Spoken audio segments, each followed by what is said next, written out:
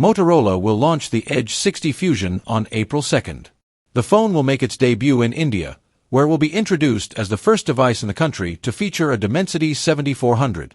The chipset, as well as other key features like the screen and the main camera sensor, were revealed on a landing page by the online retailer Flipkart.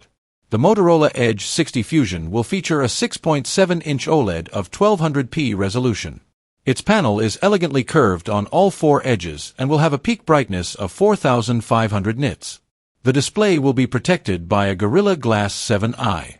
The primary camera is said to have a 50MP Sony LYT700C sensor, which is validated by Pantone, referring to the true color mode in the photo settings.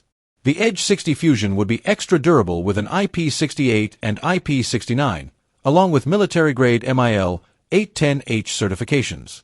The battery of the phone will have 5,500 mAh capacity and will support 68W wired charging. Motorola will bring Edge 60 Fusion with Hello UI, based on Android 15, and will keep supporting it for 3 OS updates and 4 years of security updates. There's speculation that the phone will be priced at €350 in Europe. This translates to approximately 30,000 Indian rupees in India. However, prices in the South Asian market tend to be roughly 20% lower.